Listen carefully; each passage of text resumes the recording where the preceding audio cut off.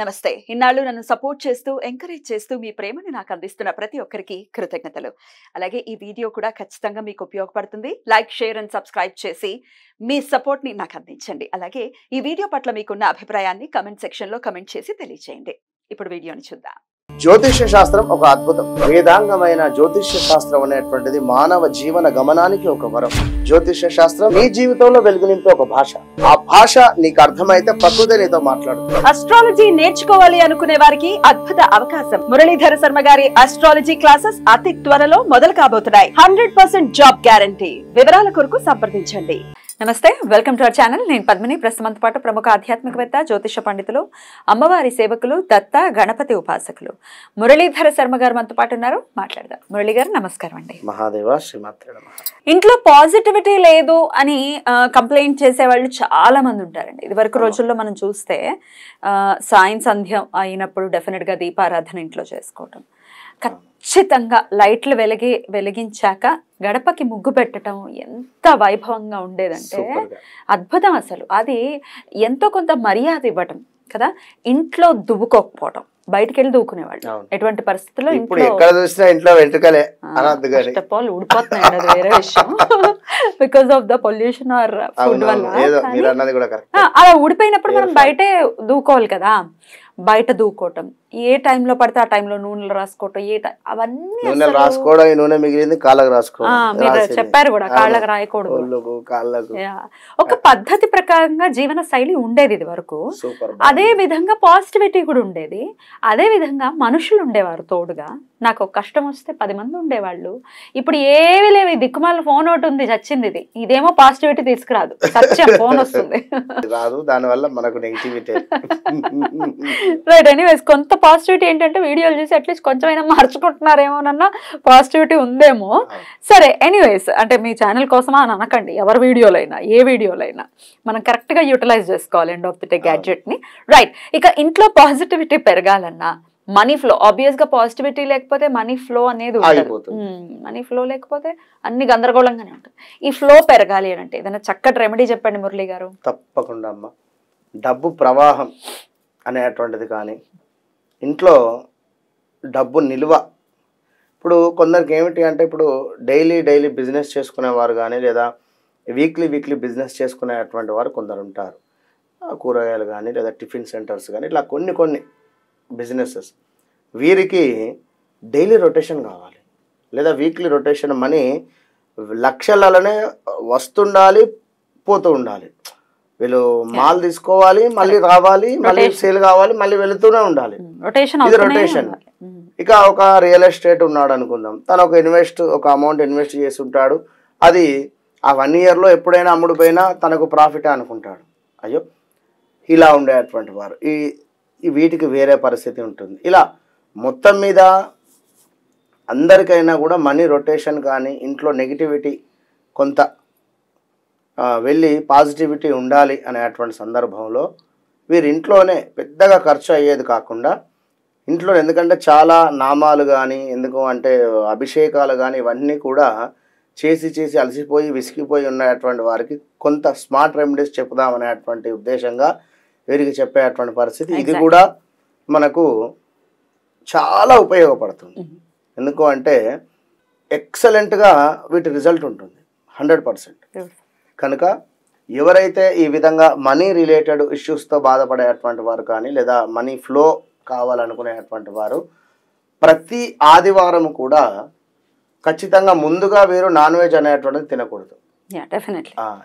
Already మన ఛానల్లో విక్రమాదిత్య గారు చెప్పినటువంటి విషయం కానీ, లేదా మీరు అంటే మోటివేషన్ చేసినటువంటి సందర్భంలో చాలామంది కూడా సండేస్ నాన్ వెజ్ మానేసేటువంటి నాకు కూడా, ఎందుకంటే 2-3 కాలర్స్ కూడా చెప్పారు, గురుగారు మేము తినడం లేదు, పద్మిని గారు చెప్పారు, విక్రమాదిత్య గారు చెప్పారు, మేము మానేసామని. అదే అనేటువంటి వారు కూడా ఉన్నారు చాలా. ఎందుకంటే చెప్పారు నాకు. ఎందుకంటే నేను అమ్మ శుక్రవారము, అదేవిధంగా ఆదివారము, మనకు మంగళవారాలు ముట్టొద్దానమ్మా అంటే, అమ్మ ఆల్రెడీ ఆదివారం మేము మానేస్తాం గిట్ట చెప్పాలని అని చెప్పిన వాళ్ళు ఉన్నారంటే. అయితే ఈ రకంగా ఆదివారం రోజు ఖచ్చితంగా తినకుండా మనం చెప్పేటువంటిది ఇచ్చేయాలి. వీరొక 7 ఆదివారాలు చేయాలి. 7 ఆదివారాలు చేసేటువంటి సందర్భంలోనే వితిన్ 3 to 5 వీక్స్లో తప్పకుండా రిజల్ట్ కనబడుతుంది. పాజిటివిటీ పెరగటం, మనీ ఫ్లో పెరగటం అనేది జరుగుతుంది, ఖచ్చితంగా కనబడుతుంది. ఏం చేయాలి? ఇందులో వీరొకటి నెగిటివిటీ విషయాలు అయితే మాట్లాడొద్దు. నేను ఇది చేస్తున్నా, ఇది వస్తలేదు, ఇది అవ్వటం లేదు, నేను ఇటు ప్రయత్నం చేశా, ఇది కావటం లేదు అనేటువంటిది మాట్లాడకుండా, ఉదాహరణకు ఒక ఎగ్జామ్ రాస్తున్నారు, అయ్యో పాస్ అవుతానో కాను, తక్కువ వస్తాయో, పాస్ అవుతాను అనుకోండి. లేదా వేరే ఏదో ఉద్యోగ ప్రయత్నంలో ఇంటర్వ్యూ వెళ్ళి నాకే వస్తుంది, నాకు మాత్రమే వస్తుంది, నాకు వస్తుంది ఉద్యోగం, ఇట్లా అనుకోండి. అనుకోవడంలో తప్పు లేదు.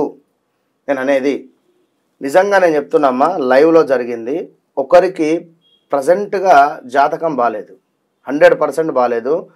వారు వరంగల్ వాస్తవ్యులు, గత 6 నెలల నుండి జాబ్ ట్రైలో ఉన్నారు. ఫోన్ చేసింది, గురువుగారు పరిస్థితి ఇది, జాతకంలో కూడా మంచి దశ మాత్రం నడుస్తలేదు. అమ్మ అనుకోండి, మీరు వస్తుంది, జాబ్ కొడుతున్నారు, కంగ్రాట్స్. నేనే చెప్పాను ముందు, ఫస్ట్ కంగ్రాట్స్ నాదే. గురువుగారు థ్యాంక్ యూ వస్తుంది అంటారా? వస్తుంది, వచ్చింది, ఖచ్చితంగా వస్తుంది, 100% వస్తుంది. నేను మీకు చార్ట్ కూడా చూపిస్తా, నెక్స్ట్ వచ్చిన తర్వాత నేను నా చార్ట్ చూపిస్తా. తప్పకుండా వస్తుంది, 100%. మీకు వచ్చింది అనుకోండి, కంగ్రాట్స్, ఆల్ ద బెస్ట్, మంచిగా చేసుకోండి జాబు.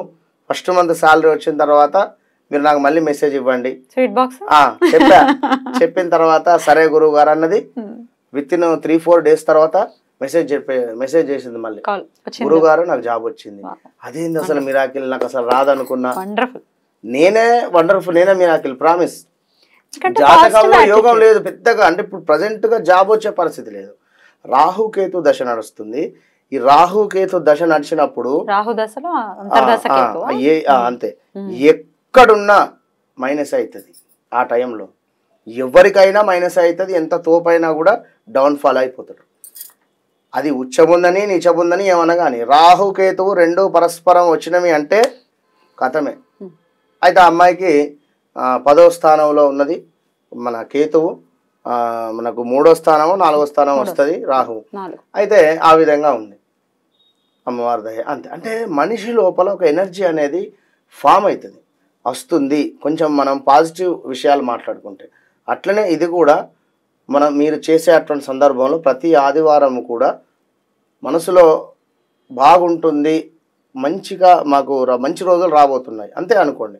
ఒక స్పూన్ రైస్ తీసుకోండి, మామూలు రైసే, ఇక అందులో బాస్మతి లేకపోతే ఆ బియ్యం ఈ బియ్యం అనకండి, ఏవో తీసుకోండి. వినరా?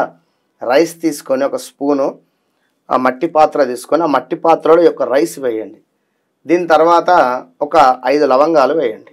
5 లవంగాలు వేసి పచ్చకర్పూరం వేయండి. మళ్ళీ పచ్చకర్పూరం ఒక రూపాయి బిళ్ళ సైజులో ఉండేటువంటి పచ్చకర్పూరం వేసి ఇందులో మనకు దాల్చిన చెక్కకు సంబంధించినటువంటి పొడిని మీరు ఇంట్లోనే దాల్చిన చెక్కను తెచ్చి పొడి చేయండి. ఆ దాల్చిన చెక్క పొడి వేసి కాస్త పసుపు కూడా యాడ్ చేయండి. పసుపు కూడా యాడ్ చేసి దానిని మీరు ఒక కర్పూరం వేసి వెలిగించండి. ఆల్రెడీ పచ్చకర్పూరం వెలుగుతుంది, అయినా ఇంకొక కర్పూరం పైనుండి వేయండి. వేసి దీన్ని మీరు వెలిగించండి. చక్కగా కూడా తూర్పు దిశలో, ఈస్ట్ దిశలో పెట్టేసి మీరు వెలిగించండి. వెలిగించిన తర్వాత అది మొత్తము కూడా బర్న్ అయిపోతుంది. అది కానివ్వండి అంతే, వెలిగించేసేయండి. ఇది కంప్లీట్ అయిపోయిన తర్వాత దీన్ని తీసుకెళ్ళి ఇంటి బయట ఈశాన్యంలో పెట్టేసేయండి. ఇది 7 ఆదివారాలు చేయండి. ఏ సమయంలో? ఉదయము ఉదాహరణ 8:40, 9:40 మధ్యలో. కుదిరితే ఉదయమే చేసేసేయండి. ఏది మనకు 5:40 నుంచి 6:40 లోపు హోరా ఉంటుంది.